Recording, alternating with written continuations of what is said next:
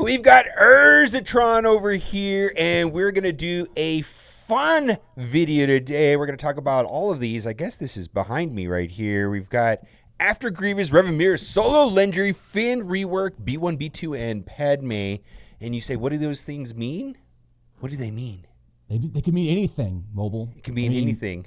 We are in a world after this Grievous rework, and it could mean anything.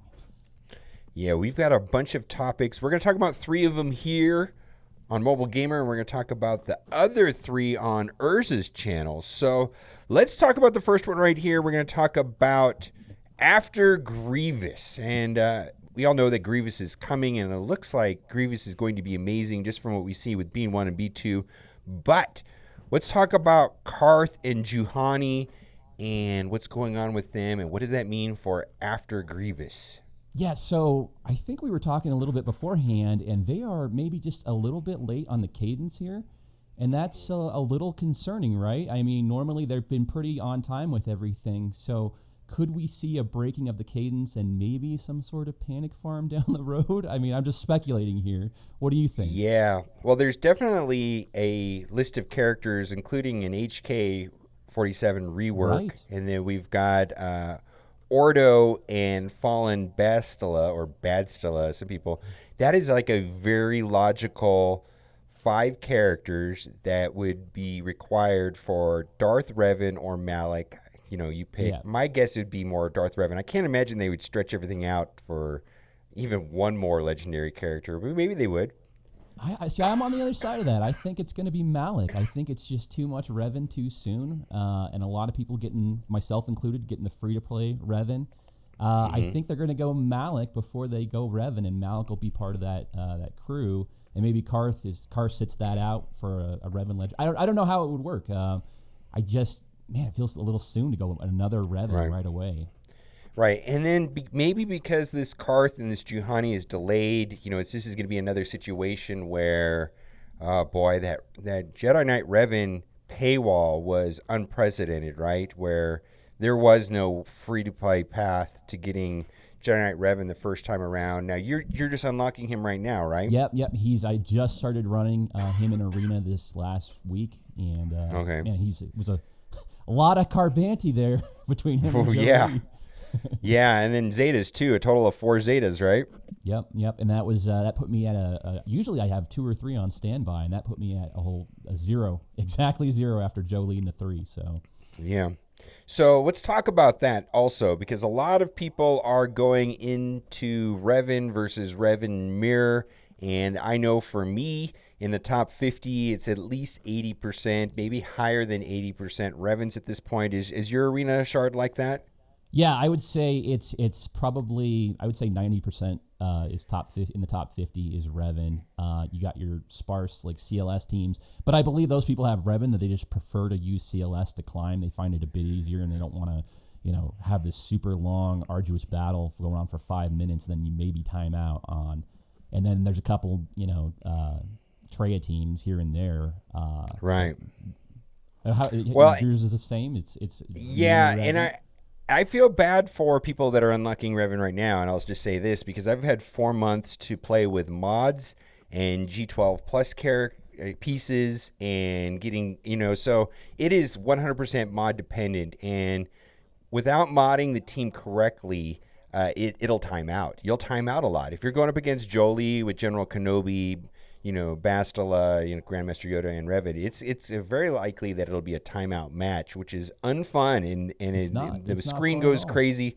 Yeah, and so I have 2 suggestions, and neither of them are easy solutions. One is have your Revan as fast as possible, but not everybody can, boost their Revan up 160 or 159. What kind of Revan speeds are you seeing in your arena? With both, you have to have both G12 plus character speeds also. It's just crazy, right? I mean, so I have both G12 plus 60 mods on my Revan. I'm only up to like almost 130, plus 130. I did go against a Revan in the finals of Grand Arena that was plus 154, and that's one of the tougher ones I've seen. Most of the guys in my arena shard, though, are plus, I would say, plus 145-ish. Okay. And so I just want to tell you this. Even in my shard with plus 159 on my Revan, which is insane high, right? Oh, yeah, that's nuts. it's insane high. I mean, most of the speeds are like 21 to 25 on the speed secondaries. It's crazy, and they're all 6 dot, and it's like I still was losing or timing out. You know what I mean? Like there's still like this option of timing out, and that has to do with Grandmaster Yoda. How do you have your Grandmaster Yoda modded? So I just reworked the mods on him. He's got the offensive cross. I think he's offense across the board, actually. I just reworked the mods on him. So I'm going offense, and I'm wondering if that's hurting me, not having enough turns to spam all that foresight. Are you doing the offense arrow as well? No. I have a speed arrow on him, but I believe it's like offense set. Okay, And so I went all offense, like offense, primaries, but I'm talking about I took the speed off of the arrow, right, and then I put, in on the cross offense, and then I actually have my best mod in the entire game happens to be like a triangle, 42 crit damage, health with like 20 something speed with like 100 and something offense. It's like one of these crazy mods that once, it's like, okay, Yeah. but it would probably even be better if I took that out and put an offense on the triangle. And what I'm seeing is that on the special damage, it needs to be about 6,500. Now, the craziest number I've seen is like 7,000. But people that are not focusing on offense will have like 5,500 offense on the special damage. And that's going to lead to a timeout because there's nothing more frustrating than getting to Jahani into the red damage area, and why he has counterattack retribution, he's getting back protection, and then he goes back to full health, and then you miss that opportunity. Just that little sliver of damage makes a huge difference. And since I've forego speed on Grandmaster Yoda, I can usually clear out these matches these matches in 2 minutes, 2.5 minutes, 3 minutes. But some of them just take the full 4 minutes, even longer. Yeah. It's a real mess. And I see some people. I see some people have gone back and actually zated their CLSs just to try and just make it faster, and that's surprising to me. I mean, I've been tempted to do it, but I mean, with all the Grievous stuff that we got coming up, I just can't invest in an older character like that now.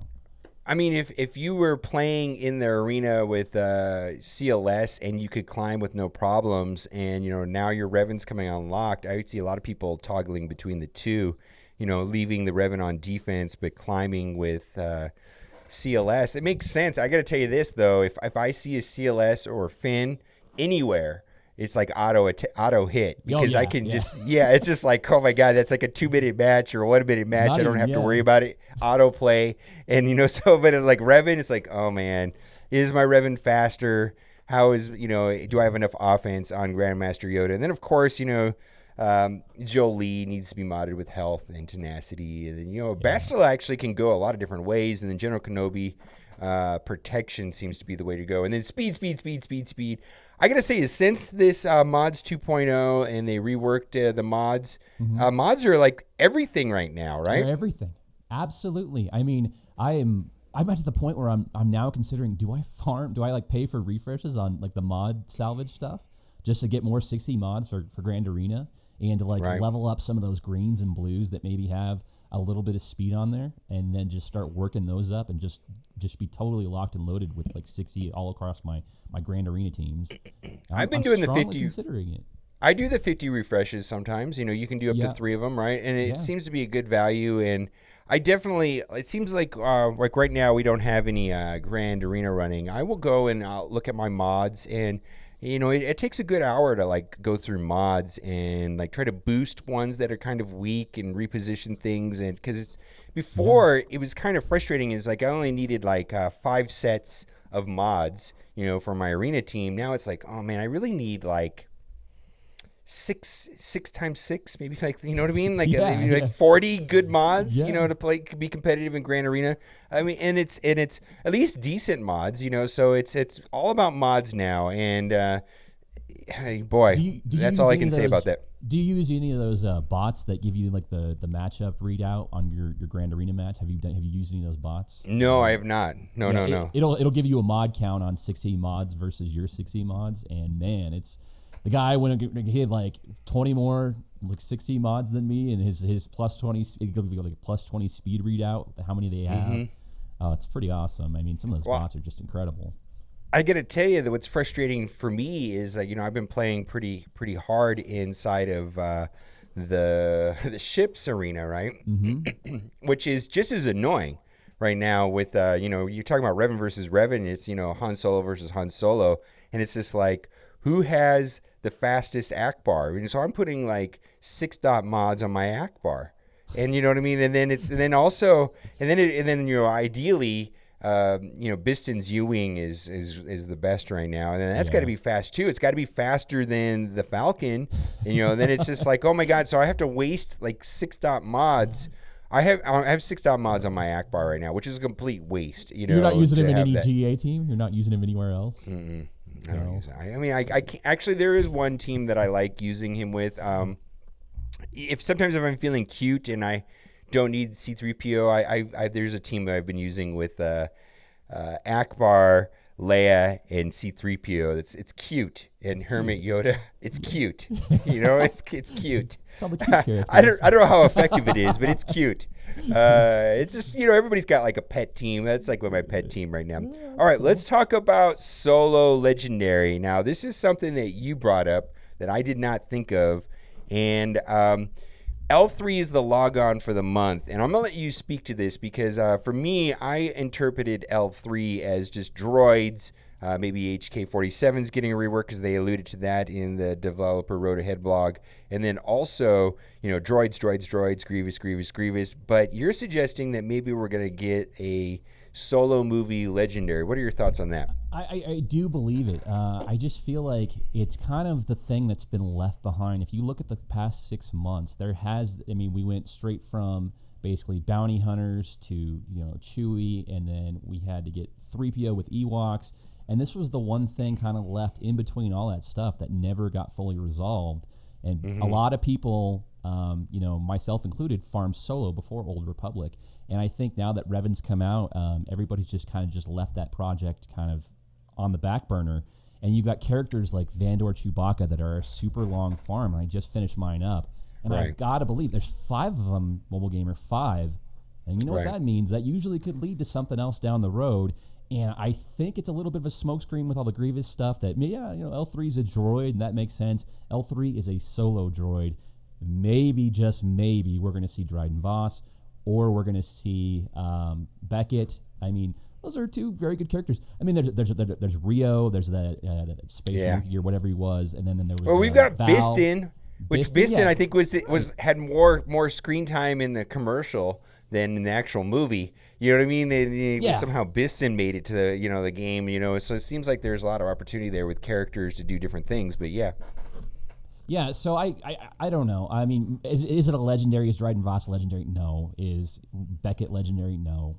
But maybe they call it like an ancient journey or whatever, whatever kind of journey they want to put in front of that word they want to put in front of journey to get this character. And it's an idea. Yeah. I mean, I know Solo didn't do well in the box office, and I wonder how well it did for CG, for people to buy into those characters. But I don't know, man. It's like the writing's on the wall. There's 5 of them, and it's been kind of gone under the radar now. So I could totally see like a stealth thing coming out where Solo's going to happen, and it's going to be some sort of legendary character. It seems like ever since Rogue One, they've kind of backed off of like bringing we didn't get that many characters from Solo. We didn't get a ton of characters out of The Last Jedi. We got some, but there were some key ones missing. The guards and Snoke. But like Rogue One, we got too many, perhaps. Like Biston, for example, and then SRP. We had the pilot, and then we had still a full 5 with Jyn, Cassian, K2SO, Chirrut, and Baze. And then on the dark side, there was.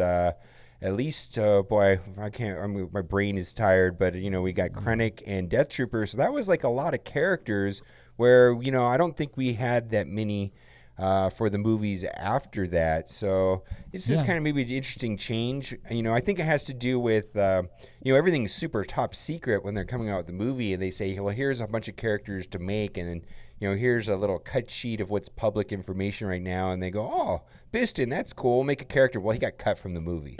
You know what I mean? Yeah. You know, so it's like, well, we made a character that's basically not in the movie, in the game. You know, he had like, did he even have like a second in the game, in the movie? I don't even know. It was like virtually nothing. Yeah, he was firing a gun. I think that was it. And he was around the holotable. Yeah.